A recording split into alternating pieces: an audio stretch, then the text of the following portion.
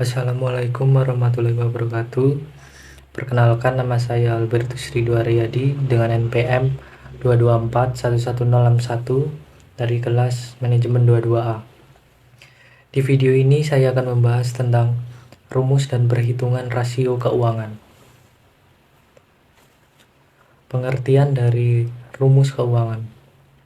Rumus keuangan adalah formula matematika yang digunakan untuk menghitung berbagai aspek dari kinerja keuangan suatu entitas, seperti perusahaan atau individu. Rumus-rumus ini memberikan gambaran tentang aspek-aspek tertentu dari keuangan dan membantu para pemangku kepentingan atau stakeholder dalam menilai kesehatan keuangan atau keuangan entitas tersebut. Tujuan rasio keuangan yang pertama yaitu untuk mengukur kesehatan keuangan perusahaan. Rasio keuangan digunakan untuk mengukur kesehatan keuangan perusahaan dan mengetahui seberapa baik perusahaan dalam mengelola keuangannya. Dengan mengetahui rasio keuangan, perusahaan dapat mengetahui kekuatan dan kelemahan keuangannya dan dapat membuat keputusan yang lebih baik dalam mengelola keuangan perusahaan. Yang kedua yaitu membantu dalam mengambil keputusan. Rasio keuangan juga membantu dalam pengambilan keputusan bisnis.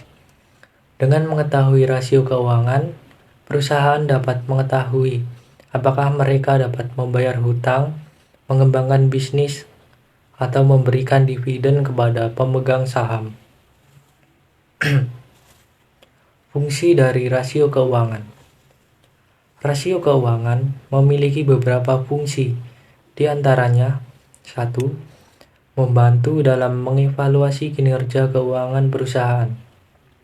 Yang kedua, memberikan informasi tentang kemampuan perusahaan dalam membayar hutangnya. Yang ketiga, membantu dalam mengidentifikasi masalah keuangan yang mungkin terjadi di perusahaan. Yang keempat, memberikan informasi yang diperlukan bagi para investor untuk membuat keputusan investasi.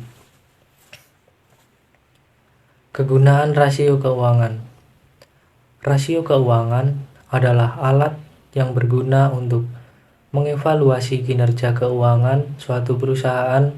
Rasio keuangan dapat digunakan untuk membandingkan kinerja keuangan perusahaan dengan perusahaan lain dalam industri yang sama atau dengan standar industri yang telah ditetapkan.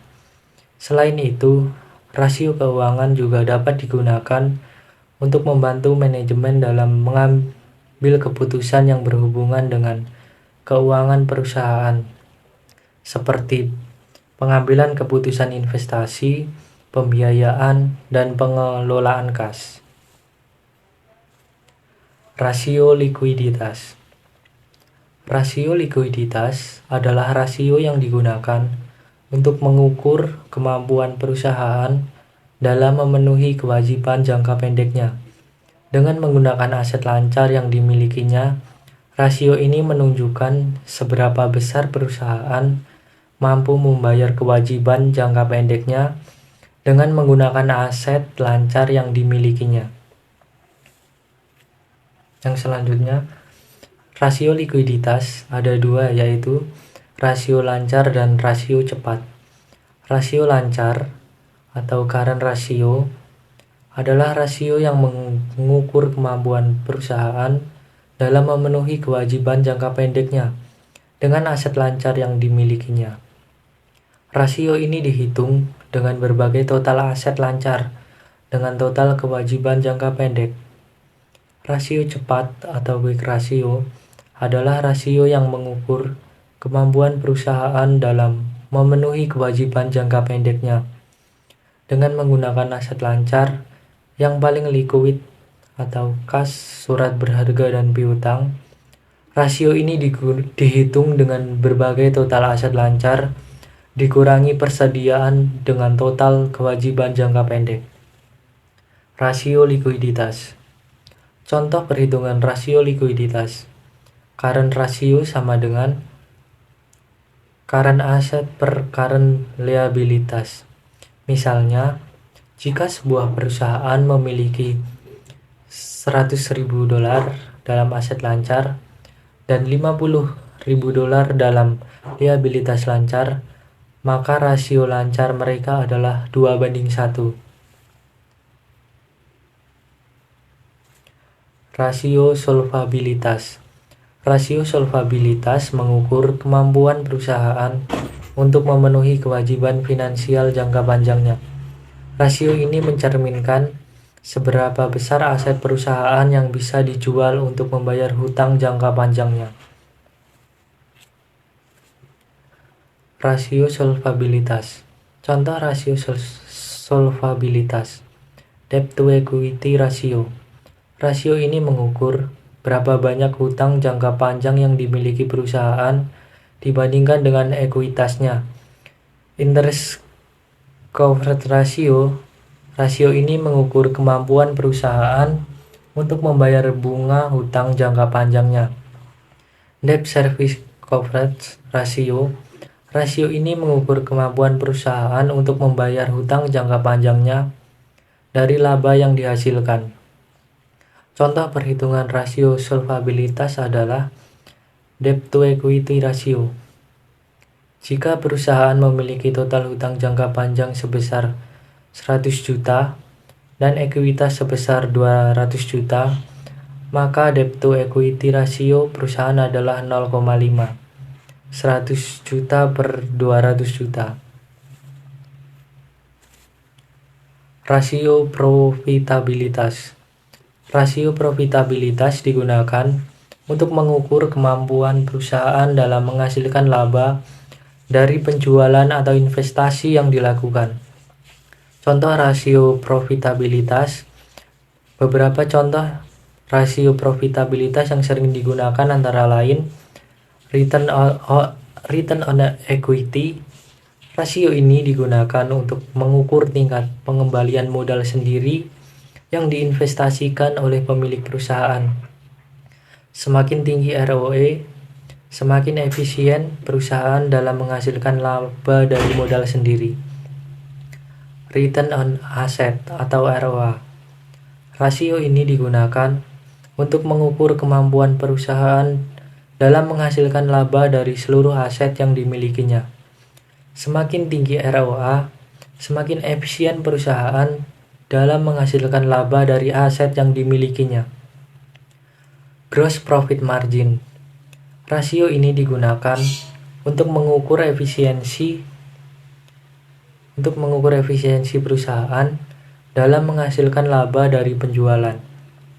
Semakin tinggi GPM, semakin banyak laba yang dihasilkan perusahaan dari setiap produk atau jasa yang dijual. Yang selanjutnya yaitu rasio aktivitas. Rasio perputaran piutang menunjukkan beberapa cepat perusahaan mengumpulkan piutang dari pelanggan. Rumusnya yaitu penjualan kredit per piutang usaha. Rasio perputaran persediaan menunjukkan seberapa cepat perusahaan menjual persediaan barang. Rumusnya yaitu biaya barang terjual per persediaan barang. Rasio perputaran aset tetap menunjukkan seberapa efisien perusahaan menggunakan aset tetap untuk menghasilkan pendapatan. Rumus yaitu penjualan per aset tetap. Contoh dari rasio aktivitas yaitu cost of goods sold per average inventory. Misalnya jika sebuah perusahaan menjual $500.000 dalam barang dan memiliki rata-rata persediaan senilai $100.000, maka rasio putaran persediaan mereka adalah 5. Kesimpulan, rasio likuiditas membantu dalam mengevaluasi kemampuan perusahaan untuk memenuhi kewajiban finansialnya dalam jangka pendek. Rasio solvabilitas membantu dalam mengevaluasi kemampuan perusahaan untuk memenuhi kewajiban finansialnya dalam jangka panjang. Rasio profitabilitas membantu dalam mengevaluasi tingkat keuntungan yang dihasilkan oleh perusahaan. Rasio aktivitas membantu dalam mengevaluasi efisiensi operasional perusahaan. Dalam melakukan perhitungan rasio keuangan, penting untuk menggunakan data finansial yang akurat dan relevan. Beberapa contoh rasio keuangan yang umum digunakan adalah rasio lancar, rasio utang tetap, ekuitas, rasio laba kotor, dan rasio putaran aset. Dalam kesimpulannya, rasio keuangan adalah alat penting dalam mengevaluasi kesehatan keuangan suatu perusahaan dan membantu dalam pengambilan keputusan bisnis yang tepat. Penting untuk memahami tujuan, fungsi, dan kegunaan rasio keuangan, serta melakukan perhitungan dengan data finansial yang akurat dan relevan. Sekian video dari saya ucapkan terima kasih.